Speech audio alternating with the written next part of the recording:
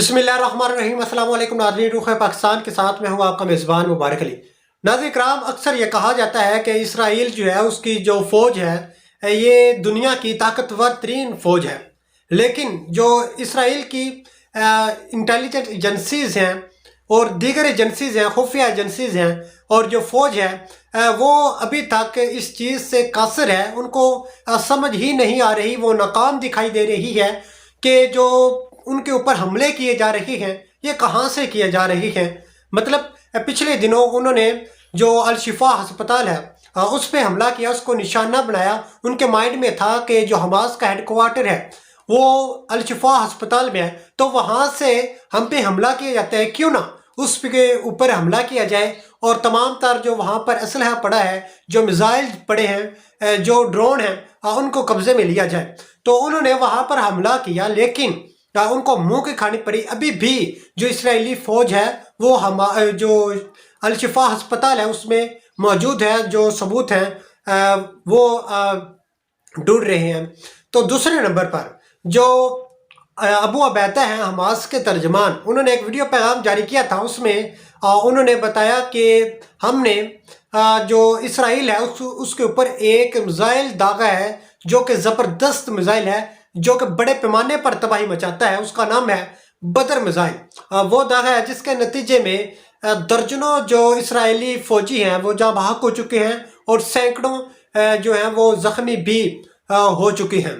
तो एक एग्जैक्ट जो होता है ना, मतलब जो फ़लस्तीनी है तकरीबन 13,000 से ज़ायद जो हैं शहीद हो चुके हैं, जिसमें ख़वातीन हैं, बच्चे हैं, मर्द हैं।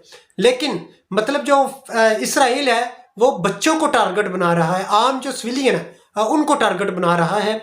लेकिन जो हमास है उसने जो इसराइल के फौजी हैं उनको टारगेट बनाया है। इसराइल ने ये एक और हमला किया जो फौजियों का अपार्टमेंट है, यानी कि जब ये हमले करते हैं हमास वाले तो उनके जो फौजी हैं वो जहाँ बहक होते हैं या फिर वो ज़ख्मी होते हैं तो उनको उस अपार्टमेंट में रखा जाता है।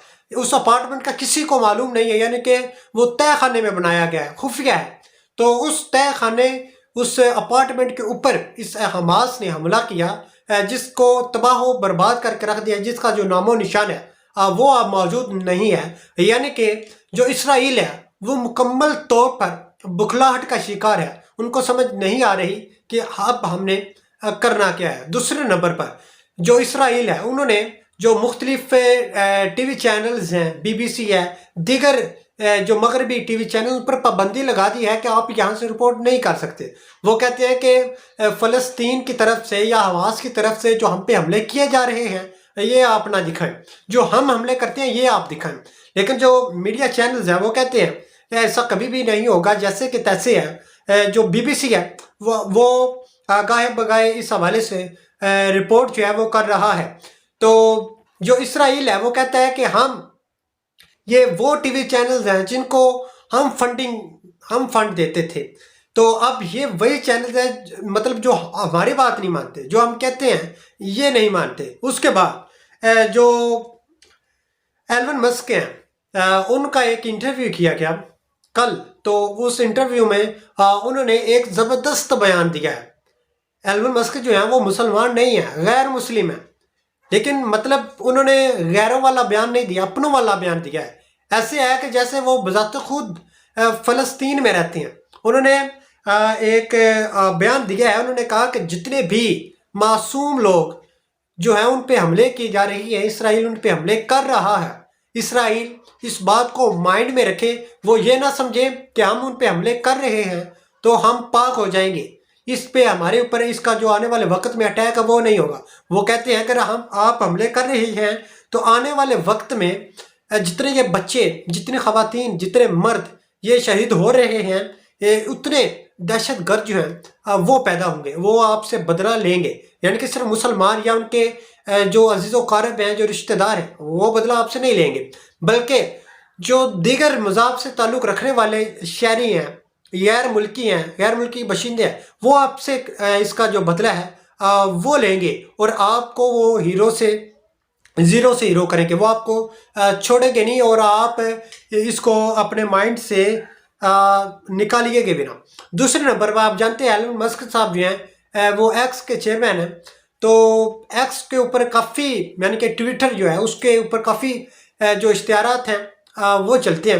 تو مختلف جو کمپنیز ہیں، یورپین کمپنیز ہیں، اس کے بعد اسرائیل کی کچھ کمپنیز ہیں، انہوں نے یہ دیگر کمپنیز سے مطالبہ کیا ہے کہ جیسے کہ تیسے ہے، اب آپ نے ایکس کو کوئی بھی اشتہار جو ہے وہ نہیں دینا، کیونکہ اس سے کافی اچھی خاصی ایکس کی ارننگ ہوتی ہے. تو اب آپ نے ان کو اشتہار جو ہے وہ نہیں دینا. اس کے بعد ایلون مسک جو ہیں ان کے خلاف کافی پروٹیسٹ بھی کیے گیا. اس کے بعد جو فلسطین ہے ان کے حق میں بھی پروٹیسٹ جو ہے کیے گئے.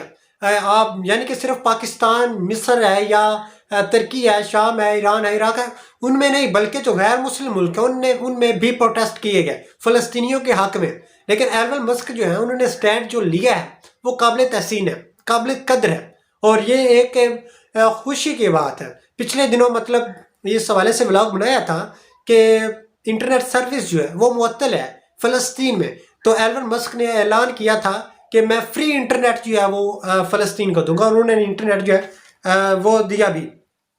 اس کے بعد مختلف ملک ہیں، نہ صرف مسلم ملک بلکہ جو غیر مسلم ملک ہیں انہوں نے بھی یہ مطالبہ کیا ہے کہ اسرائیل کے ساتھ جو سفارتی تعلقات ہیں وہ ختم کیے جائے، تجارتی تعلقات ہیں وہ ختم کیے جائے، اور جو عرب ملک ہیں ان سے یہ مطالبہ کیا گیا کہ جو پیٹرول کی خرید و فروخت ہے، گیس کی خرید و فروخت ہے، یہ بند کی جائے. اس کے بعد جو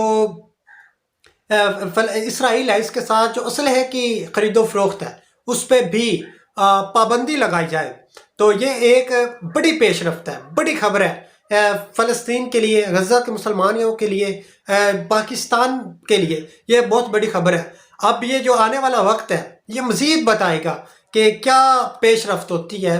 جو اسرائیل ہے ان مطلب اس حوالے سے اب آنے والا جو وقت ہے وہ انتہائی امپورٹنٹ ہے. اب دیکھتے ہیں کہ آنے والے وقت میں کیا بنتا ہے. اس حوالے سے قیمتی رائے سے کمنٹ باکس میں ضرور آگاہ کیجیے گا. اسی کے ساتھ دیجیے اجازت، ملتے ہیں اگلے نئے ولاگ میں. تب تک اپنے اور اپنے ساتھ جڑے پیاروں کا خیال رکھیے گا. اللہ حافظ.